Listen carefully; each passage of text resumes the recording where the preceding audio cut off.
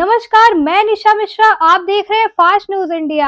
आज हम बात करेंगे विमलेश कुमार पटेल जी, जो सभासद का चुनाव लड़ रहे हैं। खबर को विस्तार से जानेंगे, लेकिन उससे पहले लेते हैं एक छोटा सा ब्रेक।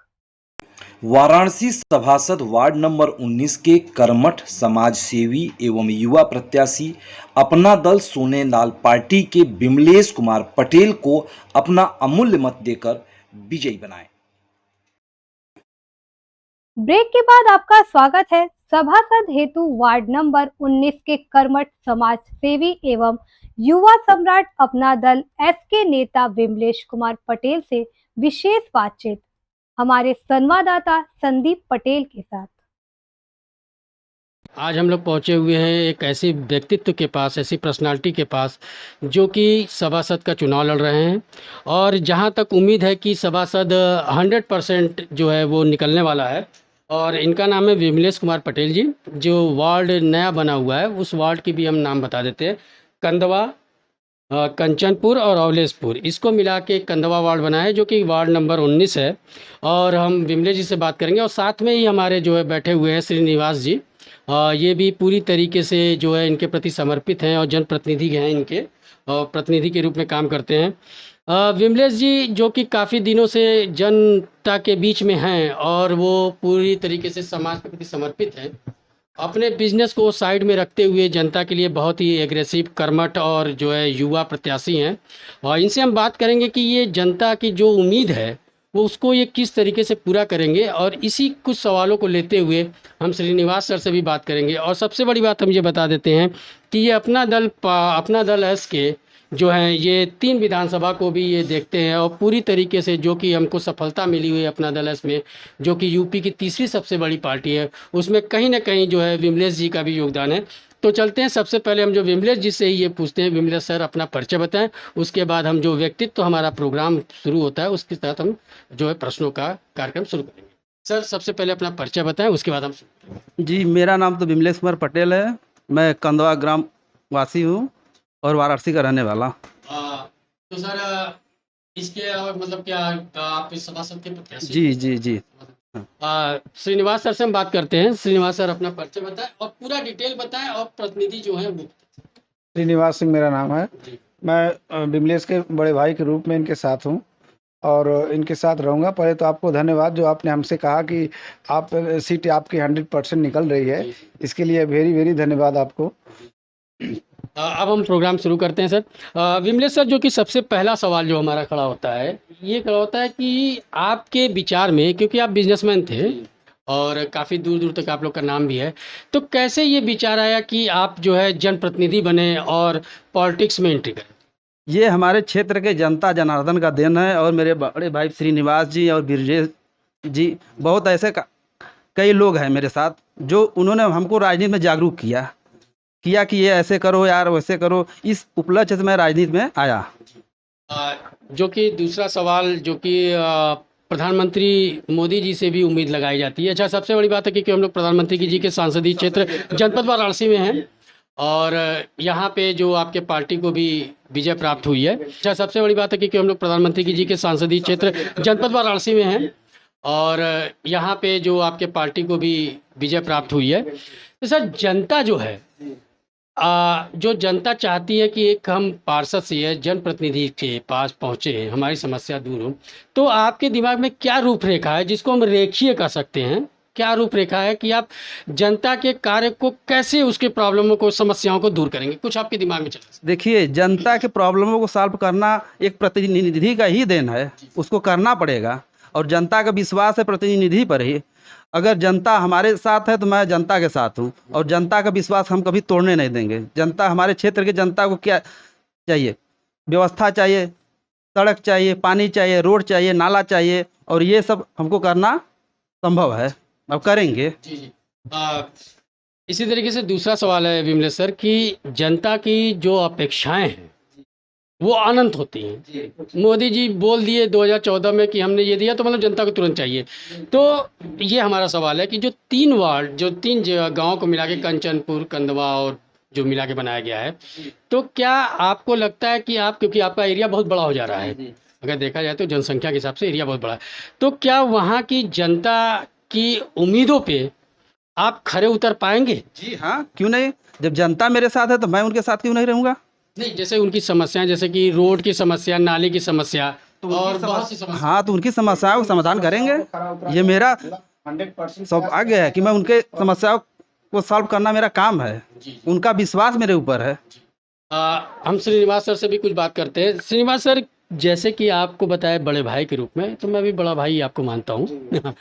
ये है कि आपने इनके अंदर क्या देखा कि आपको लगा कि ये जनप्रतिनिधि के रूप में बहुत बेहतर रूप से निकल के आए? ये हमारे छोटे भाई के साथ साथ बहुत बड़े कर्मठ हैं, हाँ प्रत्याशी हैं, और जनता के बीच में बहुत ज़्यादा इनका प्रेम है।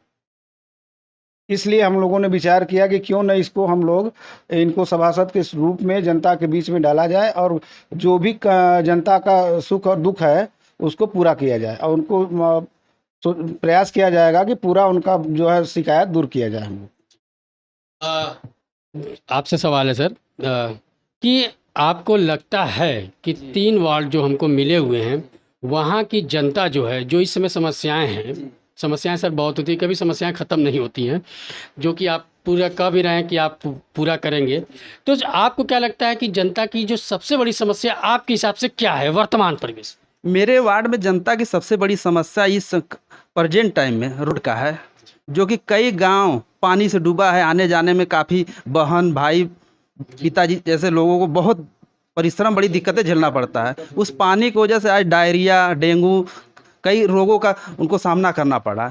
तो इसी सब समस्याओं को देखते हुए हमको उस कार्य को जो छूटा है, माननीय मेरे डॉक्टर सुनील पटेल विधायक रोहनिया, उन्होंने भी हमसे कहा ये कार्य आपको पार्टी में है, आपको सभासद रहने में भी करना, नहीं है उसके बाद भी करना। आज के डेट में मैं काम कर रहा हूँ, आप मेरे क्षेत्र में जाकर घूमकर भी देख सकते हैं कि विमलेश किए हैं कि नहीं किए हैं। आज मैं इस समय 50 जो लाइट का समस्या मैं विधायक जी के साथ रखा हूँ कि ये गलियों में लाइट की दिक्कतों से कभी औरतों का चैन छीना जाता है, कभी ये समस्याएं, कई समस्याएं। तो उस समस्याओं को दूर करने के लिए मैं इस पर तत्पर हूँ।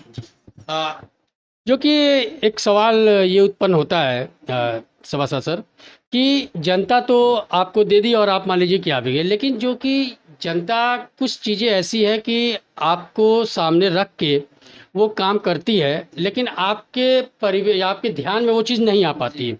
तो जैसे कि आपने बोला कि चैन स्नैकिंग और इस तरीके की चीज़ें होती है, तो उसको लेके आपके मन मस्तिष्क में क्या चल रहा है कि क्या थाना और जो चौकियाँ होती हैं उस पर आप किस तरह से नियंत्रण रखेंगे? नियंत्रण हम इस तरह से रखेंगे, जैसे शहरों में सीसी कैमरे का यूज किया जा रहा है। हम ये चाहेंगे, हमारे काशी के सांसद माननीय नरेंद्र मोदी जी हैं, हम चाहते हैं कि गली कॉलोनी के मोड़ पर कैमरे और लाइट वाइट की व्यवस्था की जाए, उस पर विशेष ध्यान दिया जाए। श्रीनिवास सर, जो कि हमारे सभासद बोल रहे हैं कि इस तरीके से होगा, लेकिन क्या आपको लगता है कि आपका, मैं चुनाव से संबंधित सवाल कर रहा हूँ, क्या आपको लगता है कि इनको सपा की तरफ से या फिर और भी पार्टियां हों, जैसे अब तो आम पार्टी भी आ गई है, इस तरीके की आप पार्टी भी आ गई है, तो टक्कर किन से मिलने वाला है? अगर टक्कर देखा जाए तो किससे मिले? हम लोगों का टक्कर किसी से नहीं है। जी नहीं, ये तो मैं मानता हूं, लेकिन अगर आप विपक्ष के रूप में या किसी को देखते हैं प्रतिद्वंदी के रूप में, तो आपने कहा कि 100% जीत मुझे दिख रही है, तो आपको दिख रही है तभी आपने कहा ये बात। नहीं, तो भी एक चीज़ें होती है ना कि आप मानते हैं इस चीज़ की कि नहीं। ये जो डबल क्या बोलते हैं हम लोग, डबल इंजन की, हाँ सरकार है, डबल इंजन की सरकार है, बहुत मजबूत सरकार है। हमारा अपना दल यस और माननीय नरेंद्र मोदी जी की पार्टी भाजपा इतनी मजबूत पार्टी की इस दोनों गठबंधन की पार्टी में कोई टक्कर ले ही नहीं सकता, ये मेरा विश्वास है। उसमें आपने कुछ महिलाओं के लिए और बच्चियों के लिए विशेष कुछ प्रावधान किया है, उस प्रावधान को थोड़ा सा बताएं कि इनको कैसे सुरक्षा, शिक्षा या स्वास्थ्य कैसे आप हैंडल करें? हम महिलाओं के लिए सुरक्षा, पुलिस की कड़ी व्यवस्था दी जाए, और लड़कियों के लिए कॉलेज स्कूल नज़दीक रखा जाए, जो कि वहाँ भी कड़ी सुरक्षा के बीच में की जाए, क्योंकि हाय दिन हर शहर हर कॉलोनी में ये रेप बलात्कार होता जा रहा है। तो इसके मुद्दे का माननीय नरेंद्र मोदी जी से हम ये चाहते हैं कि ये जो थाना चौकी है इसको विशेष तौर पर कड़ी नज़र पर कड़ाई की जाए। श्रीनिवास सर, जो कि अगर देखा जाए तो सीट तो कंफर्म है और भी सीटें हैं बीजेपी की जो कंफर्म ही लगेगी, क्योंकि काम आप लोग का बोला है। तो क्या लगता है कि आप लोग को कितना, अपने जो भाजपा से गठबंधन है उसमें आपको कितनी सीटें अपना दल एस को मिलेगी? सर हम अब पार्टी बेस्ड पूछ रहे हैं, कितना आपको सीट मिलने की बनारस में उम्मीद है? क्योंकि जहाँ तक हमको पता है परिसीमन के बाद 100 हुआ है, तो उसमें कितने सीटों को आपसे देखा गया है? भाजपा की गठबंधन आप लोग के साथ है, अपना दल एस के साथ। तो जहाँ तक मुझे पता है कि 100 वार्ड परिसीमन के बाद हुए हैं बनारस में, तो कितने % आपके साथ जो है उनका टाई अप है? कितनी सीटें मतलब अपना दल एस को दी जाए? अभी तो इस विषय में मैं कुछ नहीं कह सकता, ये तो अभी नियर अबाउट से। अब इस विषय में ना पूछें तो अच्छा है, लेकिन हम लोग 100 में 75+ ही लेकर आएंगे पूरे बनारस में। विमलेश सर, जैसे कि अगर मान लीजिए 100 अगर सीट है तो क्या लगता है कि 40 मिलेगा या 30 मिलेगा या 20 मिलेगा? ये गठबंधन की सरकार में हम लोग को 30% सीट मिलेंगी अपना दल एस को, भाजपा गठबंधन में। ये चर्चाएं हमारे लखनऊ विधानसभा में चल रही हैं और एक सप्ताह के अंदर ये निर्णय हो जाएगा। अगर देखा जाए सर तो ये चीज़ें बनती है कि क्या आपको आपके विधायक जी की जो भी काम कर रहे हैं उसका भी लाभ आपको मिल रहा है या मिलेगा? जी मिल रहा है और मिलेगा। हमारे विधानसभा, हमारे वाराणसी में 8 विधानसभा क्षेत्र हैं। 8 विधानसभा क्षेत्र में आप सर्वे कर देख लीजिए, हमारे लोकप्रिय विधायक डॉक्टर सुनील पटेल जैसा विधायक कोई नहीं है। पार्टी से गठबंधन में है लेकिन उस तरह का कोई विधायक नहीं।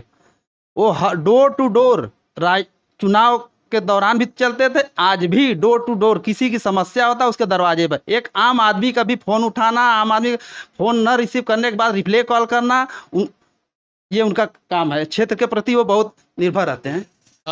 दूसरा सवाल ये बनता है सर कि जो जनता आपके उम्मीद लगा के जो वोट करेगी और उम्मीद पे करेगी, उस पे क्या जनता के जो दायित्व है, आपका जो दायित्व है, जिस दायित्व को लेकर एक तरीके से हम अगर उसको डिवाइड कर दे तो वृद्धा लोग अलग हो गए जो कि होता है, उसके बाद जो है आपके युवा हो गई, महिला हो गई, वृद्धा हो गई। तो वृद्धों के लिए या फिर जो आपके वार्ड के जो भी सदस्य रहेंगे, जो आपके सदस्य रहेंगे, जो कि वोटर हैं, उनके लिए आपने क्या सोचा? कुछ विशेष कुछ सोचा है कि जनरली जो चला हुआ आ रहा है उसी को आप भी रिपीट कर देंगे? नहीं, विशेष सोचे हैं हम, लेकिन ये सब चीज़ें चुनाव राजनीति के बाद किया जाएगा, अभी नहीं कह सकते। नहीं सर, आपके मैनिफेस्टो में कुछ तो होगा, कुछ घोषणा पत्र में होगा कि हम ये करेंगे वो करेंगे। क्षेत्र के बुजुर्ग माता पिता क्षेत्र में हैं, उनका वृद्धा पेंशन, ये सब चीज़ें, आवास, ये सब पर किया जाए, जरूरत तो किया जाएगा। आप इससे थोड़ा सा बताएं सर श्रीनिवास। मैं जो भी हमारे बुजुर्ग हैं उनके ज़रूरतों को हमेशा पूरा करने का प्रयास करेंगे हम लोग, और उनके विश्वास पर हमेशा खरे उतरने की कोशिश करेंगे। सर यहाँ पे अभी जो हम लोग पिछला चुनाव देखे थे सभासद वाला, उस समय तो ये प्रधानी का ही बेल्ट था, लेकिन जो हम लोग की सर्वे टीम गई थी उसमें बहुत से सभासद ऐसे थे जो कि सरकारी गवर्नमेंट ऑफिसर से बात नहीं कर पाते थे। बन तो गए, जनप्रतिनिधि तो हो गए, लेकिन जनता की जो आवाज़ उठनी चाहिए, जो जैसे कि मैं आपके पास आया कि सर हमारा ये सीडीओ से काम है, बीडीओ से काम है, जिससे भी काम है, नहीं हो पा रहा है। तो क्या आपको लगता है सर कि आप एकदम परफेक्ट जो है पर्सनालिटी है और अधिकारियों से बात कर सकते हैं और लोगों की समस्या समझ सकते हैं? जी हाँ, क्यों नहीं बात कर सकते हैं। सरकार मेरी है, विधायक मेरे हैं, सांसद मेरे हैं, यू केंद्र में हमारी सरकार है, क्यों हम नहीं बात कर सकते हैं? भाई जनता के पक्ष की बात हम क्यों नहीं? किसी न अधिकारी से हमको डरना है न झुकना है, क्यों? अच्छाई और सही बातों के लिए हम पीछे नहीं हटेंगे, ये मेरा परम कर्तव्य है जनता के प्रति। श्रीनिवास सर, इससे ये पूछूंगा, क्या डबल इंजन की सरकार, जो कि सर बताना चाह रहे थे, डबल इंजन की सरकार से लाभ मिलते हुए क्या आप गवर्नमेंट ऑफिसरों को क्या अपने हैंडल में या फिर जो तार्किक चीज़ें हैं उसको करवाने के लिए आप कितने प्रतिबद्ध हैं? 100% प्रतिबद्ध हैं हम लोग। इसीलिए हैं हम कि सरकार की जो भी योजना हो, जो अधिकारी से बात करके उनको सुचारू रूप से जनता के पास पहुंचाया जाए और उनको लाभ दिया जाए। क्योंकि सर लास्ट समय में जब लास्ट चुनाव हुआ था सभासदी का, जिसमें कि मृदुला जायसवाल जी जो मेयर हैं, उसमें से हमको जहाँ तक मैंने कवर किया विमलेश सर, उसमें से कम 40% ऐसे हमको हमारे जनप्रतिनिधि मिले जो कि हम जहाँ तक मैंने रीड किया है वो सही तरीके से अधिकारियों के सामने अपने जो अभिव्यक्ति की भी वो नहीं कर पाते हैं, जिससे कि जनता अपने लाभ से वंचित रह जाती है। तो क्या आप इसको कुछ डिज़ाइन किए हैं कि किस तरीके से उनको हैंडल करना है? बिल्कुल किए हैं। हाँ, जनता, अरे सर सॉरी, अधिकारी जो भी हैं जनता के लिए हैं और हम भी जनता के लिए हैं, तो क्यों नहीं बात करेंगे और क्यों नहीं करेंगे? कोई भी सरकार की योजना क्यों नहीं जनता तक जाएगी? तो वो क्या इसीलिए बैठे हैं, इसीलिए हमको चुना जा रहा है, जनता चुन रही है। जी बिल्कुल। तो क्या ऐसा लगता है विमलेश सर कि जो डबल इंजन सरकार है यूपी में भी और स्टेट में भी आप लोग की गठबंधन के साथ, तो आपको लगता है कि इसका लाभ आपको सरकारी अधिकारियों पे दबाव बनाने पे लगेगा, क्योंकि बड़े बहुत ही मोटी चमड़ी होती है उन लोगों की? नहीं कहे जरूर हम लोग दबाव बनाएंगे। ये सही कामों के लिए पीछे नहीं हटेंगे। दबाव और दोनों सरकार हम लोग की हैं, उसमें दोनों सरकार प्लस गठबंधन की सरकार है, डबल इंजन की सरकार है, तो इसमें क्यों? ये अधिकारी हो या कुछ भी हो, वो तो जनता के लिए है, जनता के लिए हम भी हैं। जनता के किसी भी कार्य, किसी सही कामों के लिए पीछे नहीं हटेंगे। दबाव और दोनों सरकार हम लोग की हैं, उसमें दोनों सरकार प्लस गठबंधन की सरकार है, डबल इंजन की सरकार है, तो इसमें क्यों? ये अधिकारी हो या कुछ भी हो, वो तो जनता के लिए है, जनता के लिए हम भी हैं। जनता के किसी भी कार्य को अदर पर्सन बाधित करना, ये सब भी हम लोग के हक में होना चाहिए। जी इसी से दूसरा सवाल बनता है विमलेश सर और श्रीनिवास सर कि जो सरकारी योजनाएं हैं, जो कि अगर देखा जाए, मैं तो ये तो मानता हूँ कि चलिए आप 100% जो है ग्रास रूट पे काम करेंगे, लोग सुनेंगे, लेकिन बहुत सी ऐसी योजनाएं होती हैं जो कि ऊपरी रह जाती हैं फाइलों में, जिनको हम स्पष्ट शब्दों में कहें फाइलों में नहीं आ पाती, और सरकारी योजना का लाभ जो मजलूम जो गरीब तबका है वो नहीं ले पाता है। तो उसके लिए आपने क्या सोचा कि उस योजनाओं को आप ज़मीन पे कैसे लेके आएंगे? अभी तक जो नगर निगम के अंतर जो करप्शन होता था, लेकिन अब ये करप्शन बंद हो जाएगा। ये सरकार की देन है, ये सरकार की पॉलिसी है। अभी तक अंधेरे में बहुत लोग छुड़ा भोगते थे, लेकिन अब नहीं भोग पाएंगे, क्योंकि ये हमारे उत्तर प्रदेश के मुख्यमंत्री माननीय आदित्यनाथ योगी जी और हमारे केंद्र के प्रधानमंत्री माननीय नरेंद्र मोदी जी का ये बनारस या किसी स्टेट के लिए बहुत बड़ा दायित्व है। ये अभी एक सप्ताह पहले हमारे रुद्राक्ष में इसी कार्य को लेकर मीटिंग हुआ था, इसी अधिकारियों और सब लेकर बैठक हुआ था, राजनेता और अधिकारी।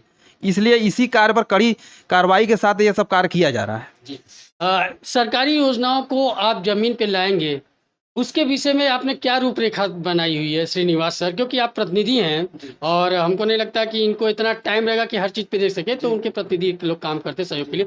तो आप क्या दिमाग में डिज़ाइन बनाए हुए कि कैसे उसको नीचे लेके आएंगे, जो कि आखिरी पायदान पे बैठा हुआ है, खड़ा हुआ व्यक्ति को लाभ मिल सके? जो भी सरकार की योजनाएं होंगी वो ऊपर से आएंगी, तो उनको पूरा प्रयास किया जाएगा कि उनको अधिकारियों से मिलके सही ढंग से काम किया जाए और अंतिम जनता तक पहुंचाया जाए उसको। सर हम पूरा इसमें प्रयास करेंगे 110%। सर 110% में मान लिया, लेकिन अभी तक की जितनी भी सरकार देखी जाए, अगर हम सेंट्रल की गवर्नमेंट देखें, इसके एनडीए के पहले की, तो वो लोग भी तो सारी योजनाओं को लाते थे, और सारी योजनाएं आके आईएएस के पास फंस जाती है मामला, क्योंकि आईएएस ही सारी नोडल अधिकारी होता है। तो क्या उस संदर्भ में आपको लगता है कि आप आईएएस अधिकारी से आप जो है अपना काम करवा लेंगे, जो कि आपके नगर निगम के म्युनिसिपल कमिश्नर भी आप लोग से संबंधित हैं? करवा लेंगे सर, हम पूरा प्रयास करेंगे और जनता के लिए हम हैं और जनता का काम है, तो इसमें अधिकारी से बड़ा अधिकारी हो या छोटे अधिकारी हो, अधिकारी वो भी हैं। आप जो है अपना काम करवा लेंगे, जो कि आपके नगर निगम के म्युनिसिपल कमिश्नर भी आप लोग से संबंधित हैं? करवा लेंगे सर, हम पूरा प्रयास करेंगे और जनता के लिए हम हैं और जनता का काम है, तो इसमें अधिकारी से बड़ा अधिकारी हो या छोटे अधिकारी हो, अधिकारी वो भी हैं जनता के लिए। जनता की जो भी सरकार की योजनाएं हैं जनता तक पहुंचाने के लिए ही वो हैं, उनसे डरने की कोई ज़रूरत नहीं। हम जाके स्वयं बात करेंगे और उनको जो भी योजनाएं होगी जनता तक पहुंचाने का पूरा प्रयास किया जाएगा उसमें। विमलेश सर, लास्ट 2 सवाल कि जो योजनाएं हैं, कुछ अगर हम देखा जाए तो हम लोग अगर विद्यालय में देखें तो विद्यालय में कहने को तो है, लेकिन जो कि हमारा सर्वे रिपोर्ट बड़ा ही ख़राब है गवर्नमेंट की स्कूल को लेके। तो आप सर जो भी विद्यालय में एडमिशन लेगा उस पर आप जो कि आधार है या इस तरीके की चीज़ें हैं उसको सुव्यवस्थित आप कैसे करेंगे और कैसे आप ये डिसाइड करेंगे कि हाँ मैं वाकई में योग्य रखता हूँ अपने उस लाभ को लेने के लिए? है क्या, एक्चुअली है क्या, विद्यालय हो या कॉलेज हो या स्कूल है, हमारे क्षेत्र के अगर जिन बच्चे बच्चियों का डॉक्यूमेंट कंप्लीट नहीं रहेगा, उसके लिए पूरा तत्पर प्रयास करेंगे उन बच्चों का डॉक्यूमेंट पूरा किया जाए, उनकी हर समस्या कॉलेज विद्यालय जो भी हो वहाँ पूरी तरह कंप्लीट किया जाए कि उनको एडमिशन या किसी कोई भी प्रॉब्लम ना हो। इस के लिए हम भरपूर प्रयास करेंगे। अ, दूसरा सवाल ये है कि सर एक होता है कोटे की जो दुकान, कोटा होता है ना सरकार राशन वाली, वहाँ पे भी बहुत ज़्यादा थोड़ा सा हम उसको शब्दों अगर बोले तो बहुत ज़्यादा घपलाबाजी है या वो है, तो क्या, क्योंकि आपने देखा ही होगा, लोग पहुँचते ही होंगे आपके पास, तो सर वहाँ की जो परिस्थितियाँ हैं, क्योंकि अब तो सुनते हैं थंब लगाइए लगाइए, लेकिन उसके बावजूद कुछ ना कुछ हो जाता है। 18 नहीं, हमको लगता है 10 और 15-20 का अंतर होता है। उस पे आप कैसे रोक लगाएंगे और आपके दिमाग में क्या है ये जो कि डबल इंजन की सरकार के माध्यम से सब किया? अब जो रूल फॉलो होगा वो नए तरीके से होगा। ये माननीय योगी जी का क्षेत्र है, उन्होंने कहा है, इस बार कहा है, ये जो समस्याएं धोखाधड़ी और चोरी चकोटी होती है ये सब हटा दिए जाएंगे। जैसे अनाज में गेहूं चावल है जो भी हो, जिन गरीब को 5 किलो गेहूं मिलना चाहिए उसको 3 किलो मिल रहा है। ये सब बीच में चोरी की जा रही है, कोटा से चोरी किया जा रहा है। अभी तक जो एरिया मेरा एक ग्रामीण इलाका था, यहाँ ग्राम प्रधान मुखिया बनता था, लेकिन अब ये सब समस्याएं पार्षदी सभासद के बाद नहीं रहेंगे। ये मेरा पूरा दायित्व है और पूरा ये कर्तव्य है कि ये सब समस्याओं से हमारे जो छोटे बिरादरी या गरीब रेखा के लोग हैं उनको पूरी जो सरकार की आ रही है उसको पूरा किया जाए। श्रीनिवास सर, मैं सर से शिक्षा पे बात, दायित्व है और पूरा ये कर्तव्य है कि ये सब समस्याओं से हमारे जो छोटे बिरादरी या गरीब रेखा के लोग हैं उनको पूरी जो सरकार की आ रही है उसको पूरा किया जाए। श्रीनिवास सर, मैं सर से शिक्षा पे बात कर लिया, राशन पे बात कर लिया, एक सवाल जो बनता है वो है स्वास्थ्य का। ये बहुत बड़ी आज भारत में बहुत पैसा इस पे खर्चा किया जा रहा है, तो आयुष्मान भारत के तहत जो है, क्योंकि आयुष्मान भारत कार्ड तो बन गए हैं लेकिन बहुत से हॉस्पिटल उसको फॉलो नहीं कर रहे।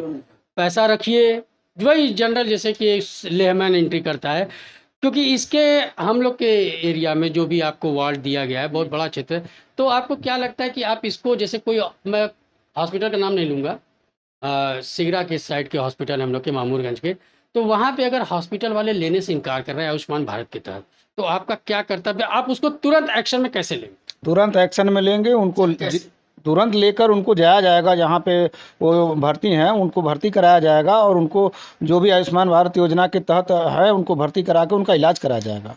सर इसमें तो फिर वही सिस्टम हो जाएगा कि वो तो बोलेंगे ठीक है हम प्रक्रिया तो पूरी कर रहे हैं। सर सवाल सुन ले, प्रक्रिया तो पूरी कर रहे हैं, ठीक है, आपका पैसा अगर हम कहें कि कैंसर के इलाज के लिए 1 लाख रुपए, ठीक है, आप उसको 50,000 जमा कर दिए, जब गवर्नमेंट हमको मेंशन करेगी पैसा तब हम आपका देंगे, तो इस पे आप कैसे फिर, क्योंकि गरीब के पास 1 लाख रुपए तो है नहीं, और कितना मदद किया जा सकता है जब भारत सरकार कर रही है, तो कितना मदद किया? अभी हमारे रोहनिया विधानसभा में ऐसे करीब 23 केसेस आए थे, तो हमारे लोकप्रिय विधायक डॉक्टर सुनील पटेल ने इस 2300 समस्याओं को दूर किया है। अभी मेरे पास प्रूफ भी मेरे मोबाइल में भी पड़ा है। ये समस्या किसी कैंसर से पीड़ित, कुछ ऐसे कई रोगों से ग्रसित, जो टाटा कैंसर में एडमिट थे, इन्होंने पीएमओ कार्यालय से अपने यूपी गवर्नमेंट से कर सबको रिलाइज करा, पैसे पास कराएं, और 2300 पेशेंट में आज के डेट में 1 पेशेंट एक्सपायर कर गया, 22 की हेल्थ और स्वास्थ्य दोनों सही है। इसलिए हम ये कहना चाहेंगे कि हमारे विधानसभा के लोकप्रिय विधायक डॉक्टर सुनील पटेल जैसा विधायक हर क्षेत्र में हो। जी आपने देखा कि किस तरीके से जो है विमलेश सर और हमारे श्रीनिवास सर बात कर रहे हैं, और हमने इनसे बात किया है कि सभासद होने के बाद ही क्या क्या करेंगे। अब थोड़ा सा हम जो है इनके पार्टी वेस्ट बात कर लेते हैं, जो कि अपना दल एस के हैं, और हम जानना चाहेंगे कि किस तरीके से अपना दल काम कर रहा है और उनकी कार्य योजना क्या है। बहुत ज़्यादा में नहीं किया जाएगा क्योंकि सर काफ़ी व्यस्त हैं दोनों लोग, तो हम लोग शुरू करते हैं। लेकिन जो इस पार्टी से आपका गठबंधन है भाजपा, वो आपको कितना प्रश्रय दे रही है? क्योंकि यहाँ पे अगर मुझे लगता है केवल मुझे लगता है कि ये सौतेला व्यवहार आप लोग के साथ हो रहा है। इस पे आप क्या कहना चाहते हैं? ये हमारे एंटी के पार्टी कह रहे होंगे, जैसे सपा, बसपा, आप, अदर ऐसी बहुत पार्टियां हैं। इनका कहना, इनका चिल्लाना, ये तो हमेशा का काम है। सामने उसका रिजल्ट आया है, 2022 का रिजल्ट सामने, मार्च 10 मार्च या जो भी हो आया है, वो आप देख ही रहे हैं। और ऐसे ही 2024 में इससे भी बुरा दशा होगा, क्योंकि चिल्लाने वाले लोगों का यही होता है। तो यही, हम इससे ज़्यादा नहीं कहना चाहिए, यही। चुनाव का, श्रीनिवास सर, चुनाव का उत्सव शुरू होने जा रहा है, क्योंकि हम लोग क्या जो है नगर निगम का भी चुनाव होगा, फिर उसके बाद 2022 की तैयारी हो जाएगी। तो उस एवज से अगर देखा जाए तो क्या आपने तैयारी 2022 के लिए शुरू किया है? सपा, अरे अपना दल एस के कार्यकर्ता के रूप में ले रहा हूँ, उसी के साथ आपने जो है सभासदी को भी लिया है, कि दोनों को अलग अलग किया? नहीं, ये अभी तो हम लोग आगे के लिए नहीं सोच रहे हैं कुछ भी। जो भी है हम लोगों का वर्तमान में जो चल रहा है, हम इसी पे पूरे कॉन्सेप्ट पूरा कर रहे हैं। अभी आगे के लिए कुछ भी मतलब अभी आप 2022 के उसमें नहीं है, अभी केवल जो है आप जो है नगर निगम के लिए सिर्फ हम लोग अभी फोकस है पूरा। जी। जी, वही सभासद के लिए हम लोग फोकस है। 24 के लिए अभी हमारे हाई कमान की जब बातें आएंगी तो फिर देखा जाएगा। जी, पार्टी के वैसा जैसा दीदी का आदेश होगा वैसा किया जाएगा। एक दुर्भावना कहिए, या फिर एक तरीके से स्लोगन कहिए, या फिर कहिए विचार अपना दल एस को लेके, इसमें सर 2-3 सवाल रहेंगे हमारे, कि अपना दल एस को एक तरीके से देखा जाए तो ये जातिवाद, इसको वो माना जाता है, पार्टी माना जाता है, क्योंकि जो कि सोनेलाल पटेल सर ने इसको स्थापना की थी, और ज़्यादातर लोगों को देखा जाए तो पटेल समुदाय से जुड़ा हुआ है। तो इसको आप कैसे खंडन करते हैं कि ये केवल एक ही बिरादरी की पार्टी नहीं है और ये जन समान की? ये जन समान पार्टी है ही। ये लोग ऐसे देखा जाए तो क्या समाजवादी पार्टी क्या है? क्या यादव की पार्टी है? क्या इसमें श्रवण, भूमियार, मौर्य, पटेल नहीं जुड़े हैं? ऐसा ही अपना दल यस है, इसमें भी सभी पार्टी जुड़े हैं। ये किसी एक बिरादरी या जाति की पार्टी नहीं है, ये सबके लिए है। आपके विचार से सर ये क्या डिफिनीशन होनी चाहिए अपना दल एस के लिए, परिभाषा? अपना दल यस हम लोगों का बहुत अच्छा चल रहा है, और बीजेपी से जो गठबंधन है वो भी हम लोगों का बहुत अच्छा चल रहा है, और आगे भी अच्छा चलेगा। इससे भी बेटर हम लोग करेंगे। लास्ट 2 सवाल सर, लास्ट 2 सवाल सर, अगर देखा जाए तो पार्टी जो है अपना दल ऐसा है, वो 2 भाग में बढ़ गई है। एक माता जी की पार्टी हो गई है और एक उनकी बेटी की पार्टी हुई है। तो क्या आपको लगता है कि ये दोनों के विखंडन का कारण क्या है? और सबसे बड़ी बात, क्या अति उच्च महत्वाकांक्षा है कि अनुप्रिया मैडम को ज़्यादा ऊपर तक जाना था, इसलिए वो अपनी माता और अपनी बहन को छोड़ा? नहीं, ऐसी बातें नहीं है। एक भाई भाई का झगड़ा, वैसे ही परिवार का एक विखंडन होना, बस यही बड़ी बात है। या बड़ी या छोटी समझिए, ये बहुत बड़ा, ये तो राजनीतिक मुद्दे पर अदर पार्टी के लोग इस बातों को उछाल रहे हैं और बोल रहे हैं। ये तो राजनीति का एक दायरा बन चुका है। इसको कहना सुनना, ये तो आम जनता या किसी बड़े लोगों का मुंह का बोलना, ये तो चलता रहता है। इसलिए ये राजनीति का एक विखंडन करने की बातें हैं और कोई बहुत बड़ी बातें नहीं है। श्रीनिवास सर, लास्ट सवाल, कमेरावाद क्या है? क्योंकि बहुत लोग बोलते हैं अपना दल एस कमेरावाद, तो सर ये कमेरावाद, जो कि हमारे बहुत से लोग हमसे पूछते हैं जब हम लोग कवर करते हैं कि ये अपना दल एस कमेरावाद लिखा हुआ है, कमेरावाद पल्लवी मैडम भी लिखती हैं, तो सर हम ये जानना चाहते हैं कि अपना दल एस में कमेरावाद क्या है? ये कमेरावाद जो छोटी इकाई के लोग हैं, उनको सरकार की जो है व्यवस्थाएं नहीं मिल पा रही थी। जो काम काज अपना करते रहते हैं, छोटी छोटी कामों को हमेशा लेकर के उन्हीं के लिए जीविकोपार्जन उनका वही है। तो उसी के लिए हम लोग कमेरावादी पार्टी का नाम रखे हैं, और इन्हीं के लिए हम लोग ज़्यादा काम कर रहे हैं, इन्हीं के लिए ज़्यादा हम लोग सोच रहे हैं, इसीलिए हम लोग इसको कमेरावादी के नाम से दिए। श्रीनिवास सर, आप ही से सवाल है कि मान लीजिए कि अगर कोई श्रवण बिरादरी है, वो भी बहुत मतलब कोई देखिए पिछड़ा होना या गरीब होना कोई जाति भी था, इसका वो नहीं है, तो फिर वो आपसे कैसे जुड़ पाएगा? क्योंकि आपने तो अभी बताया कि पिछड़ा है और जाति से है, तो फिर इसमें श्रवण कैसे एंट्री करेगा? पिछड़ा का मतलब पिछड़ा नहीं है, पिछड़ा का मतलब उसकी व्यवस्थाएं उसकी पुअर है। ये जाति से कोई मतलब नहीं, उसमें सवर्ण हो या जो भी हो, सबके कमेरावादी का मतलब सवर्ण नहीं, कमेरावादी काम नहीं कर रहे हैं। सवर्ण जो है वो गरीब नहीं है, वो भी हैं, सब लोग हैं, उसमें बिरादरी का कोई इशू नहीं है। और जो भी कामगार जो पार्टी है, जो भी कामगार लोग हैं, सबके लिए हम लोग काम कर रहे हैं और करेंगे भी आगे। लास्ट सवाल, कि क्षेत्र और देश की जनता को सर आप क्या संदेश देना चाहेंगे? क्षेत्र और जनता को संदेश मेरा ये है कि ये जो सरकार है ये सभी के लिए सुखमय सरकार है और आने वाला भी सुखमय सरकार होगा और चल भी रहा है और चलेगा। और जो समस्याएं हैं सरकार देखते हुए निराकरण कर रही है और करेगी, और हम लोग का भी कर्तव्य है कि करना। सरकार देखते हुए निराकरण कर रही है और करेगी, और हम लोग का भी कर्तव्य है कि करना पड़ेगा हम लोग। क्या सर आप देश और क्षेत्र की जनता को नवरात्र, दशहरा और 2 अक्टूबर की कुछ शुभकामनाएं देना? हाँ, बधाई देते हैं। वो हमारे क्षेत्र के लोग के लिए नवरात्र, देव दीपावली ये सब मंगलमय हो, अच्छा हो, खुशी की मिठाई खाएं और भगवान का उनका आशीर्वाद मेरे साथ रहे, हमें विजयी बनाएं। क्षेत्र और देश की जनता को दशहरा, नवरात्र और 2 अक्टूबर के सबसे पहले गांधी जयंती की सबको हार्दिक शुभकामनाएं। और जो है नवरात्र है, अच्छा दिन चल रहा है, इसलिए सबसे यही विनती करता हूं कि हमारे छोटे भाई को विजयी बनाएं और भारी से भारी मतों से हमारे छोटे भाई विमलेश कुमार पटेल को जिताएं।